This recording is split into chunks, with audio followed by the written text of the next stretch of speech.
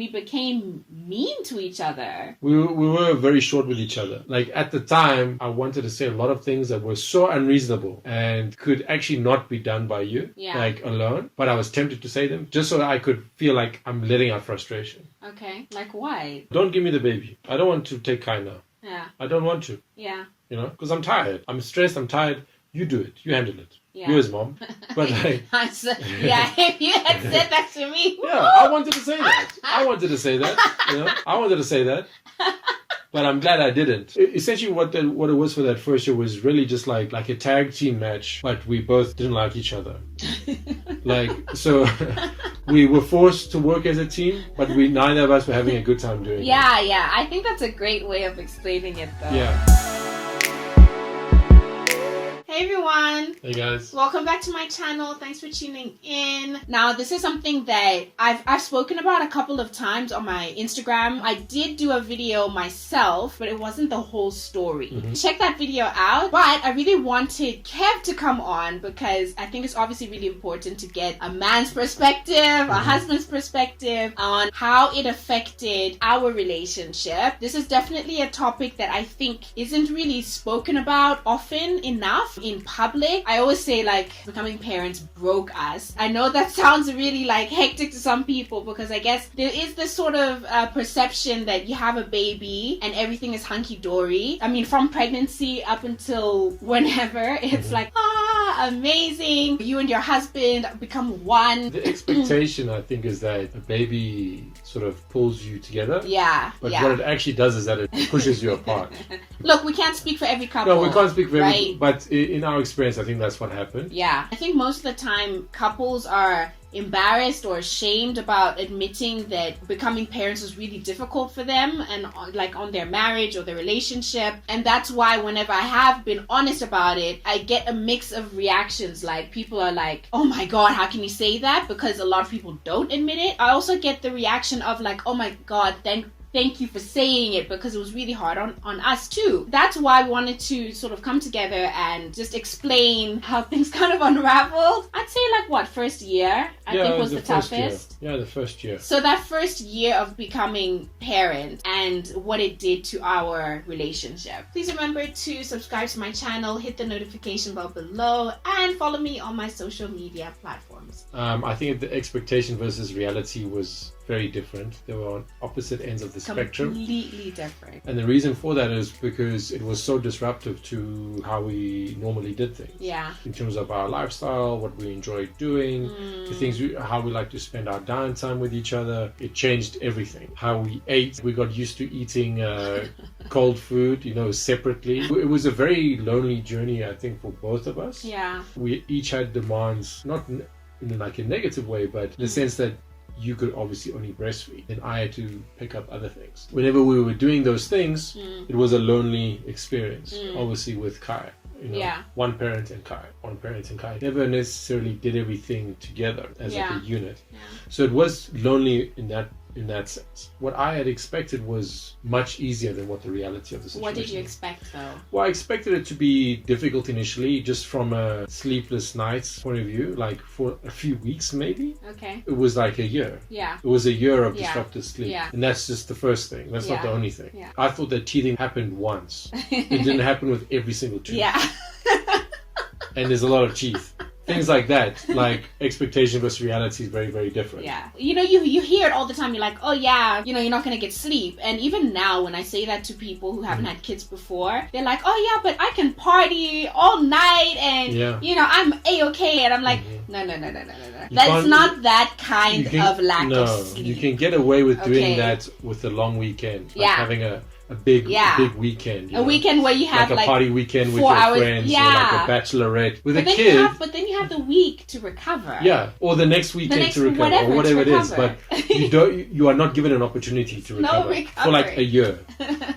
I actually used to sleep in, but now I'm such an early riser because I've had a kid. Yeah. So, and that was something that we enjoyed together, like just as a married couple, like waking up together, spending time in bed, chilling, waking up slowly. Like that whole thing is completely gone now. Yeah. Like we haven't done that in years. My entire experience from pregnancy to what happens after birth, that first year after becoming a mom was everything was completely different. So like I said, I did do a couple of videos on that. After I had Kai, I sort of thought, okay, like now we're gonna be good. I found that I had to redefine myself, or rather the whole experience was redefining me in all of my roles. So there was this completely brand new role as a mother, which I'd never obviously gone through before. So figuring that out, it was a lot. Getting to know this new person, what he likes, what he doesn't like, what cry means what, and things like that. But at the same time, figuring out the new dynamic between my husband and I can't be the same wife to Kev as I was before. The wife that I was before was like completely focused on my marriage, completely focused on Kev. Now I had to shift that focus to the baby and to recovering myself. So I found myself like very confused, and I found myself, I guess, in a way emotionally withdrawn from Kev. There was a lot of resentment and anger towards Kev. You know, obviously looking back on it, I'm able to understand why. First of all, there was sleep deprivation, which of course just affected me so drastically. I always just felt that I was doing more than what he was doing, you know. I had Kai, and then I sort of like expected and hoped and wanted him to now take over, so I could be like, okay, I can chill a little bit, because I went through all of those weeks of pregnancy. I gave birth to this child and I'm tired, I'm exhausted. Can I breastfeed him, and can you just do more? Because, you know, in pregnancy, there's not much that he can do, you know? But after having Kai, I'm like, okay, now that the child's here, do something. I would feel like I always had to ask him to do certain things instead of him just being able to just do the stuff. Every time, like, we were in any kind of company, like our family might be coming over to visit and stuff, it was always like, Kai's crying, give him to Aisha. Or he needs a change, give him to Aisha. Society's expectations, I guess, on me as a woman, as the mom, was I had to do everything. When in fact I was just like, hang on a minute, Kev knows how to change a nappy, like he knows how to settle Kai, like why is it always put on me? Can I get like 5 minutes break? The mood between us, I think, was quite filled with animosity. Sometimes I would get like, upset or irritated. I'm not a great sleeper, for example. I'm really not. Once I wake up, it's really difficult for me to fall asleep again. The times that I had to breastfeed at night, for example, and we'd have an agreement that, okay, I'll feed him and then you'll put him back in the cot. And so I'll be feeding Kai and then he'd fall asleep, and I'm like, seriously? It's 2 in the morning, what like, do you want me to do? Wake up, you know? Like, obviously looking back on things like that, I'm like, oh my gosh. But in that moment, at that time, you're not thinking clearly, you know? Like, my hormones are all over the place. I'm exhausted. There's a lot demanded of me. I kind of wanted someone to just do, rather than me being like, can you do this, can you do that, can you help me here, can you help me there. That for me was a huge sort of like source of resentment towards you, you know, that I did all of this stuff. The difficulty was that we hadn't defined those new roles. Yes. And that's where the resentment came in. I'm not saying that you weren't doing it. Yeah, I know. And then I'm just providing clarity for the viewers. It's that before I start getting hate mail. It got to a point for me that it almost like didn't matter how much Kev was doing. For me, it was just never enough. We've always enjoyed spending time with one another, like before we were parents and since becoming parents. But during that time, of that first year, there were times that I just really don't want to spend time with Aisha, like at all. It was just a hyper stressful environment. Yeah. You need time to unwind somehow. Trying to unwind with the people that stress you out just doesn't work. Yeah. There were times that I was just like, you know what, I'm done. I don't want anybody to talk to me. I just want to be left alone. I want to be out of the house, out of the situation. But at the same time, you can't just dip. Like, you can't just get up and leave. I felt like I just wanted to tell you, like, just leave me alone. You're the mom. Just be a mom. Just deal with the baby. You know, kind of thing. But you can't do that because obviously it's not fair. Yeah. You've been pregnant. You kind of know things better than I do. Right? You're very tempted to say that stuff, but I'm glad I didn't. Like, your company was actually something I really didn't enjoy. I also had that. Yeah, but because you're also going through your own stuff. Yeah, so you're also in your feelings. Yeah, very like difficult to read, like what your emotions were, like what you were feeling. But like, at what degree is it going to be unreasonable for me to even bring something up or talk about something, is it going to be interpreted as an attack on you or your parenting style or whatever? And I'm just bringing something up to bring it up because it's like, well, we still have to raise this kid together. Can we talk about these things? You know, so things like that were really tough because you don't expect that, particularly because we always communicated very well. Now there was a huge obstacle in the way of actually just communicating. None of us intentionally wanted to be nasty to the other person. No, but it was one of those like, but we have a common goal here, and that's to keep this child alive. Let's keep him alive. Let's just. It's not anybody else's responsibility to do it. We almost kind of kept score. I would, dirty up a nappy or whatever. Me or you would be like, okay, can you change him? It's like, no, but I changed him last time. No, but you change. But I've been changing him, so it became like a really like tit for tat. Yeah, it did. It became very childish. You're so exhausted during that period of time that you just also have so much built up frustration that you need to release. Like you're the person closest. Yeah, because you can't take it out on the baby. No, it's like the baby is gonna crap himself. Like that's all that's gonna happen. So you take it out on each other. Yeah. I think that was the time that we fought the most in our relationship. Probably, yeah. I think I can't be specific, but almost on a daily basis there was something. Looking back on it now, obviously it's so minor, but in that moment it was like, like just do whatever it was. On the positive side of things, I think it's made us both more patient. Before being parents, we used to not be that direct with issues. Like we wanted the other person to figure that out. Like, why are you angry? Or why are you upset? Or why are you off with me? Or why are you quiet? Whereas now we're just like, what's the problem? Straight to it. Like straight to it. In and out, done. That's we don't have time. We don't have time to be like... It's not an investigation anymore. No. It's not just like a question. And if you don't answer, that's you, man. The opportunities are given there. The expectations that you're going to tell me.